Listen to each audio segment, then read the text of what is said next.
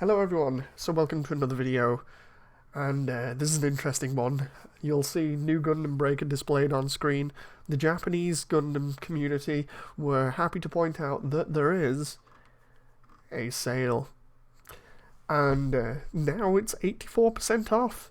So, it was about $60 or 40 British pounds. Now it's £6 and 39, which is just under 1,000 yen, which is what most of the Japanese community said they wouldn't pay for it, if I remember rightly, on Twitter, which was 2 years ago.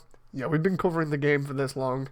So, why am I doing another video? It's mainly just for the surprise of the fact that it's on sale for so little compared to them still really being I don't know whether it's ballsy or just ignorant and constantly trying to sell it for maximum release price, because normally when games come out over here in the UK, or at least for quite a long time, they used to be £40, which was maximum release price until we started getting into the Xbox One era, where we started getting games for £50 and £60, and if they were a special edition, they'd be more than that.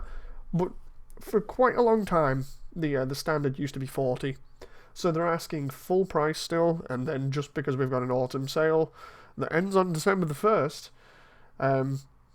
or winter sale, sorry, it says autumn on the main page. Because we've got a sale, they're putting it for $6.39. Now the question is, should you buy this? And everyone that's been on my channel for 2 years now should know I'm not going to say yes to this.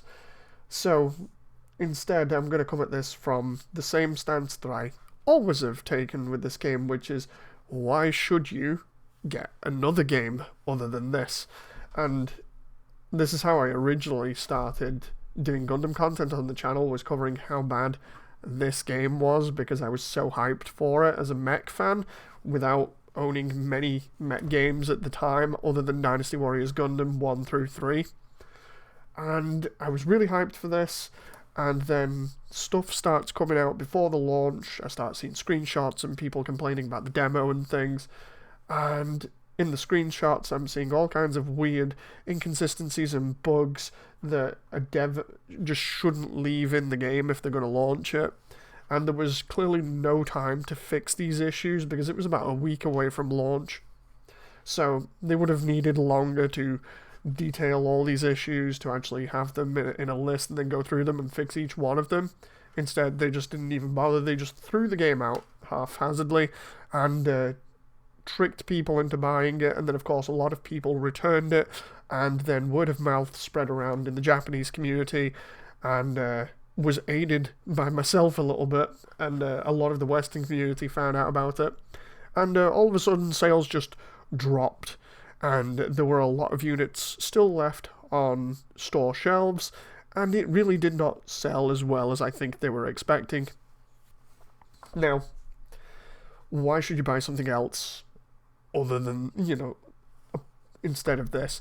Well, if it's your first Gundam game, it's going to be a really negative sort of impression of Gundam games. My first Gundam game was Dynasty Warriors Gundam, and I absolutely loved it. This, playing it after only playing the Dynasty Warriors games and seeing footage of other Breaker games on YouTube, going into it I was super hyped, and then actually borrowing it from a friend and playing it because I didn't want to spend money on it after seeing how much was wrong with it. It's a very slow, poorly put together game with all of the content that made the other Breaker games good taken out of it. So that's why it has the mostly negative reviews, and out of the mixed reviews, 49% of those are positive, so under half are positive, and those are people that, when you look at the comments, clearly haven't played another Gundam game or any Gundam games apart from this. There's somebody here that says, more Gundam games on Steam please. The thing is, they've put 100 hours in. That is amazing. That's one genuinely positive one. We've got refund here, that's in the very top of the page. We've got the lock-on screws with me while I'm playing the game, because the lock-on system is very finicky. Just buy an old PS Vita with Gundam Breaker 3. And this one, like Nightfall, Gemini, and I think there's another one down here. Suavec put it best. Basically, they went into this not understanding the negativity, and then having not played any previous Gundam Breaker games, it might not seem too bad, but it's a huge step down when compared to the very first Gundam Breaker game, and it's just not the same game anymore. All the great mechanics from Breaker 2 and Breaker 3 are either removed or changed for worse. Now, what Suavec means by that is, especially with Breaker 3, when I eventually played that after playing New Gundam Breaker, what I found was that in Breaker 3 they have a lot of optional parts that you can equip your unit with that give you extra abilities in battle, like weapons and things that you can actually use outside of your main unit's weapons. And instead, they decided to change those to cosmetics in this game, which takes away a lot of the different abilities that you had available to you in combat. They made the combat a lot slower. They did this system where you put multiple objectives on a map and then have the player timed to a certain limit and then say, look, just try and do as many of these as possible. And if you don't get a certain amount of them done to a decent extent, then we'll give you a low rank and it's a waste of your time. It ends up with the player fighting against the targeting system, numerous bugs, and the AI that was at launch terrible because it would just gang the player. So you'd be constantly juggled by multiple AI units. You have that experience mixed with, like I said, slow gameplay and sort of this almost stressful situation where you're trying to compete and get these objectives done whilst having to deal with all this extra stuff that is just loaded onto you that doesn't need to be there. It doesn't enhance the gameplay. Suavec says, not only is assembling your unit completely gimped, but the game itself has been turned into some weird, slow, objective-based MOBA with poor controls, even with a gamepad, and the less I say about the cringe-worthy and pointless school drama story, the better, because the game itself can be completed in less than 4 hours, if I remember rightly. The storyline essentially boils down to the character picking one of a couple of different girls in school, and then, if I remember rightly, he dates them while doing Gunpla Battle. I could be wrong about that, but essentially it's just your most basic high school drama style story.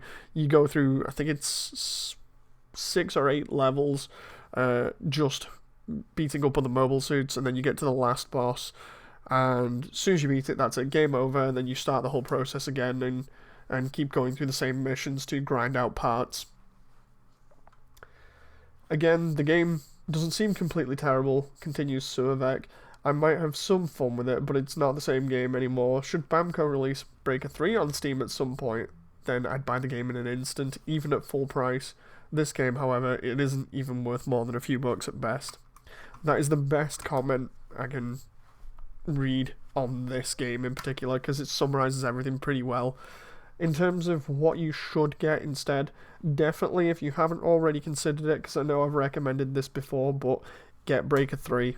If you can, get Breaker 3 Break Edition, the English version, so that you know what you're in for in terms of the language settings, so you don't have to change anything round, or you're worried about getting the wrong version that may only have Japanese text, so you can't understand anything. Get the English version of Breaker 3 Break Edition, which comes with everything, including the DLC, and enjoy that on either PS Vita or on a PS4. Because by far Breaker 3 is one of those titles where you see a lot of videos about it, and you see a lot of people praising it, and there is a reason why Breaker 3 is so highly praised, and this one is so negatively praised, and it's primarily because it's one of the very few games where when people praise it, they're not overstating the positives that the game has. It is a fantastic Gundam game. It's it's fast. It's got a lot of options for you to customize your unit, a lot like this, but it just does it a lot better. It's still got all the paint options from this version. It's a lot easier to get parts, to buy different suits with all the parts already so that you can customize even more. The way that you can use different extra parts bolted onto your mobile suit in combat instead of having them as cosmetics, that is fantastic. Overall, it's a very fun, fast-paced and fluid game with a lot of customization, a long story campaign, and some DLC afterwards which adds on extra story, extra parts, so you're getting a lot for your money with Breaker 3 Break Edition compared to this. Anyway, hope you guys have enjoyed this video. Thank you for watching, and I'll see you on the next one, and I'll see you in the comments section if you leave any down below. So, thank you very much, and until next time, bye.